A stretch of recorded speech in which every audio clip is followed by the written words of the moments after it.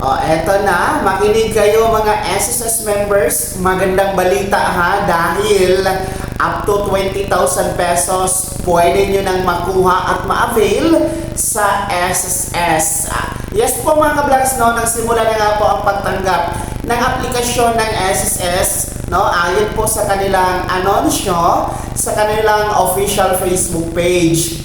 Ito nga po ay para sa ating mga miyembrong nagkaroon po or apektado ng mga natural disaster o mga kalamidad na nararanasan po sa iba't ibang panig ng ating bansa. At dahil nga po dito ang SSS ay nais pong umagapay, no? Nais pong tumulong sa inyo sa pamamagitan po ng pagbibigay ng cash assistance na up to 20,000 pesos.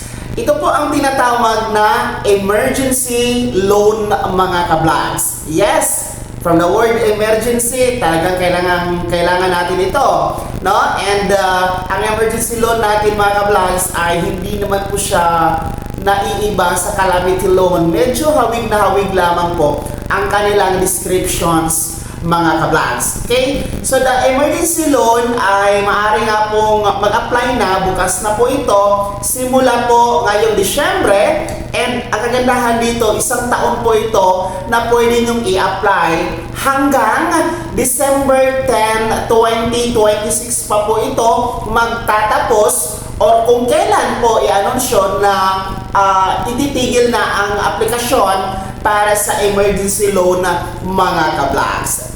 Well, sino-sino po ba sa ating mga miyembro ang makaka-apply at makakakuha ng up to 20,000 pesos?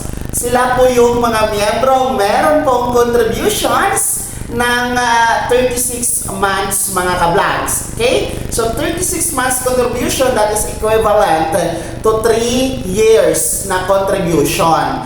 Pangalawa po, dapat meron kayong 6 months na contribution na naihulog for the past 1 year mga ka-vlogs para po kayo maging kwalipikado na mag-avail sa emergency loan ng up to 20,000 pesos.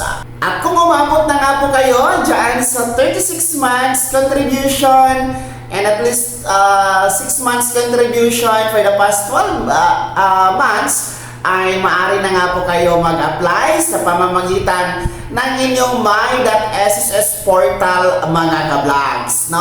Online lamang ito, hindi nyo na kailangan pumunta sa branch ni SSS para po mag-comply lang or para mag-apply lang ng emergency loan na ito, no? Gamit lamang ang inyong my.sss portal or my.sss account ay punta kayo doon sa loan, tapos piliin nyo po yung emergency loan, tapos ipoproceed po yan, makikita nyo kung magkano ang net proceeds, and then pag ma-approve na po yan ay aantay kayo ng 3 to 7 SSS working days bago ito ma-deposit sa inyong mga enrolled bank account mga ka-vlogs kay SSS or yung SSS UMID pay card ninyo. Okay?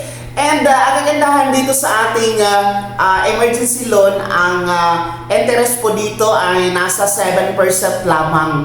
Napakababa mga ka-vlogs, 7% per annum or per year. No? Malayong-malayo sa mga loan sharks, no, na ang tataas po ng interest, halos hindi ka na makakahinga sa interest.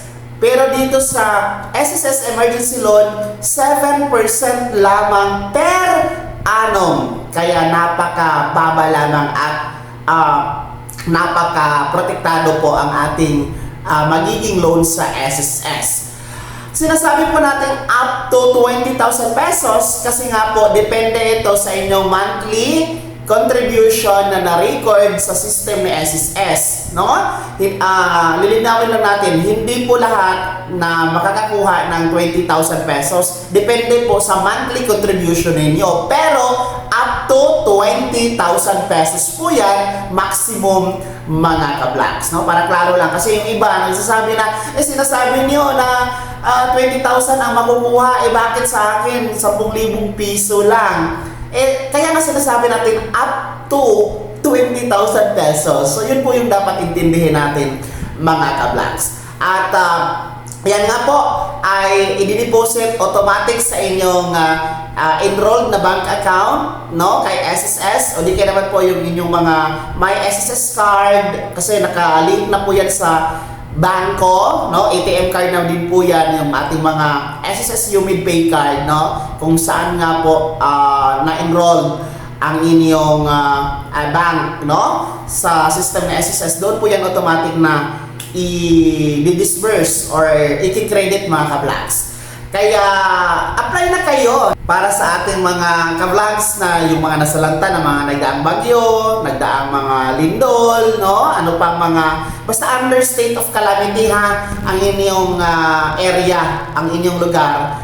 State of calamity dapat yan napailalim para mag-avail kayo sa emergency loan. Kaya apply na po kayo mga ka-vlogs. Ito paano may magagamit kayo ngayong Kapaskuhan at pagsalubong sa bagong taon. At yan po, ang SSS Emergency Loan para po sa paglalay at kaakibat po ito ng ating mga SSS members para sa pagbangon mula po sa natural disasters. Maraming salamat sa panonood. Huwag kalimutan mag-subscribe, i-click ang notification bell, ilagay sa all para una ka sa mga balitang i-upload ko. Mag-ingat po ang lahat.